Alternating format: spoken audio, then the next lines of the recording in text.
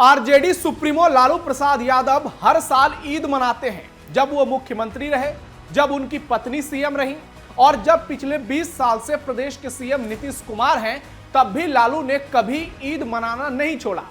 उनके साथ उनका पूरा परिवार ईद मनाते नजर आया, चाहे राबड़ी हो, मीसा या फिर तेजस्वी।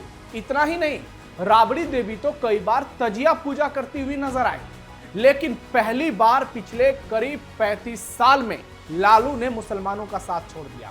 यानी 15 साल उनके परिवार के और 20 साल नीतीश के। लालू ने ना ईद मनाई, ना ही इफ्तार किया, और उनके बेटे और बिहार विपक्ष के सबसे बड़े चेहरे तेजस्वी यादव तो ईद के मौके पर पटना में ही नहीं है। हे प्रभु, ये क्या हुआ?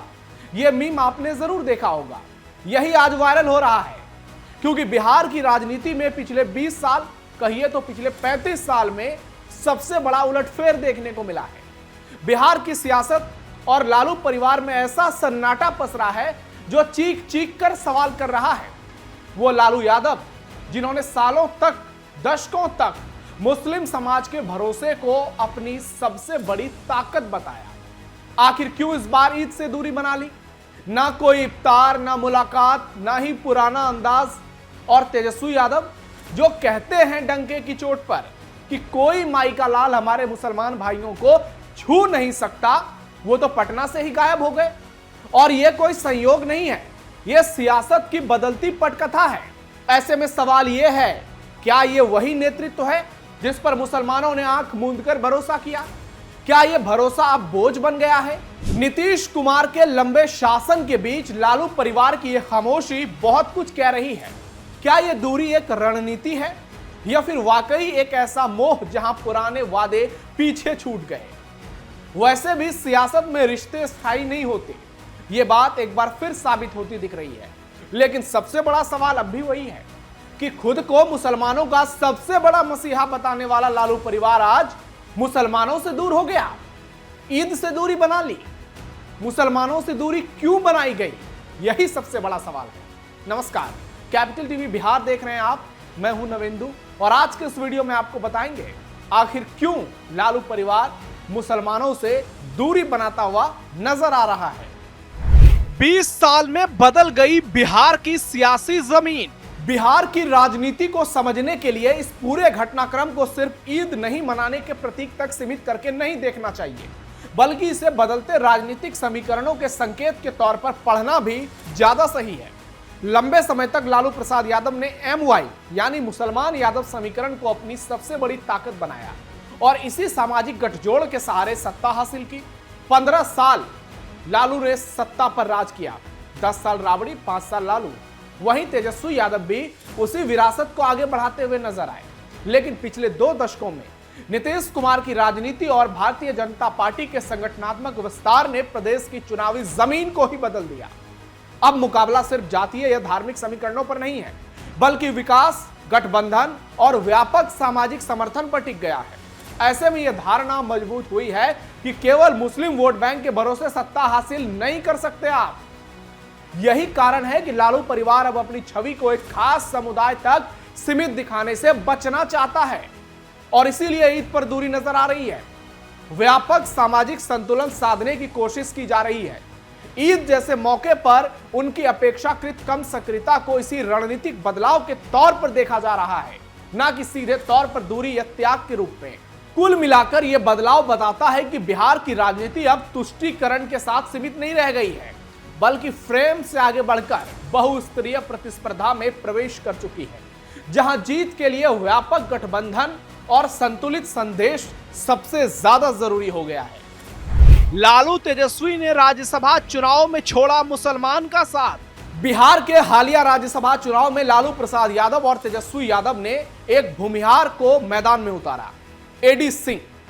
एडी सिंह को उम्मीदवार बनाना सिर्फ एक साधारण राजनीतिक फैसला नहीं था, बल्कि बदली हुई राजनीति का एक सीधा संकेत।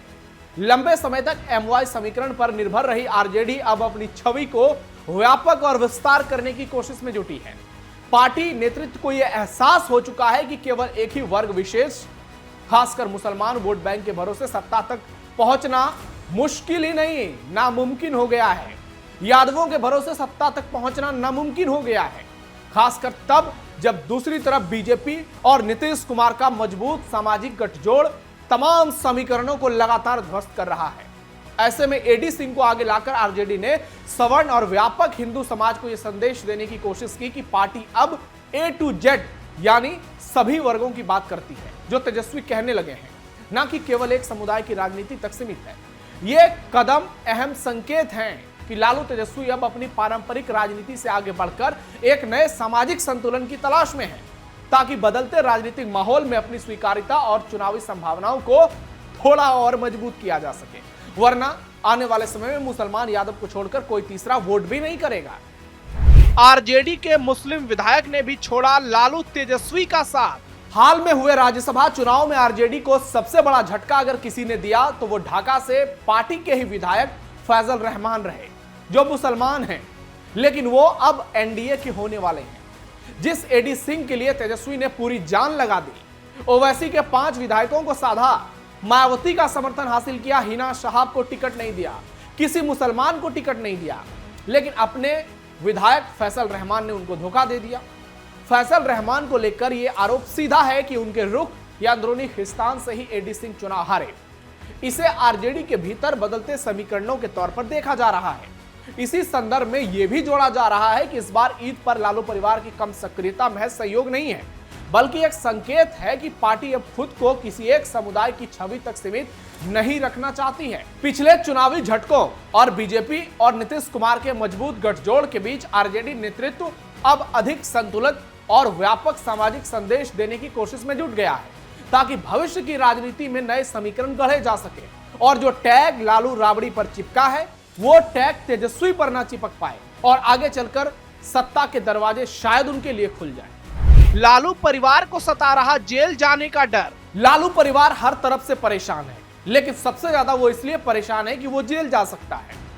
रेलवे में नौकरी के बदले जमीन घोटाले की तेजी से होती सुनवाई लालू परिवार के लिए मुसीबत का सबसे बड़ा कारण बन गई है और यही राजनीतिक चिंता भी है आरजेडी लालू की। राउज एवेन्यू कोर्ट में चल रही कार्रवाई में एजेंसियों की सक्रियता और लगातार पेश हो रहे साक्ष्यों ने इस केस को गंभीर मोड़ पर ला दिया है और लालू यादव इसमें मास्टरमाइंड साबित होते नजर आ रहे हैं। हालांकि अभी अंतिम फैसला आना बाकी है और कोर्ट में दोष सिद्ध होना भी बाकी है, लेकिन जिस तरफ सुनवाई जा रही है, लालू को जो झटके लग रहे हैं, लग रहा है कि लालू परिवार बहुत बड़े मुश्किल में है। राजनीतिक तौर पर इसका असर पहले से दिखने लगा है। तेजस्वी यादव की अगुवाई में आरजेडी खुद को बचाव की मुद्रा में महसूस कर रही है, क्योंकि यदि मामला प्रतिकूल दिशा में जाता है तो इसका सीधा असर पार्टी के साख और भविष्य पर पड़ सकता है। यही कारण है कि लालू परिवार सार्वजनिक तौर पर अपेक्षाकृत कम सक्रिय और सतर्क नजर आ रहा है, जिसमें त्योहारों पर भी सीमित उपस्थिति देखने को मिल रही है। विरोधी दल खासकर बीजेपी इसे मुद्दा बनाकर आरजेडी की छवि पर सवाल खड़े कर रही है। ऐसे हालात में यह कहना गलत नहीं होगा कि कानूनी चुनौतियां और राजनीतिक दबाव के बीच आरजेडी और तेजस्वी का भविष्य एक महत्वपूर्ण मोड़ पर खड़ा है, जहां कोर्ट के फैसले और जनता की धारणा दोनों ही आने वाले समय की दिशा तय कर सकते हैं। अभी तक जो कोर्ट का रुख रहा है उससे साफ साफ समझा जा सकता है कि लालू परिवार जेल जा सकता है। कोर्ट सीधा सीधा कह रहा है कि आप मास्टरमाइंड लगते हैं, आप सुनवाई में देरी चाहते हैं, आप हर तरीके से फंसते हुए नजर आ रहे हैं। बिहार में चल रही हिंदुत्व की लहर। बिहार में विधानसभा चुनाव का नतीजा बीजेपी और जेडीयू के लिए बड़ी जीत साबित हुआ। 202 सीटों के साथ एनडीए को प्रचंड बहुमत मिला, जिसने लालू और तेजस्वी के सारे राजनीतिक समीकरण को ध्वस्त कर दिए। सारे अरमान आंसुओं में बह गए। लंबे समय तक एमवाई समीकरण पर आधारित तुष्टीकरण की राजनीति धरी की धरी रह गई। इस चुनाव ने स्पष्ट संदेश दे दिया कि बिहार की जनता अब केवल लालू के नाम पर वोट नहीं करेगी।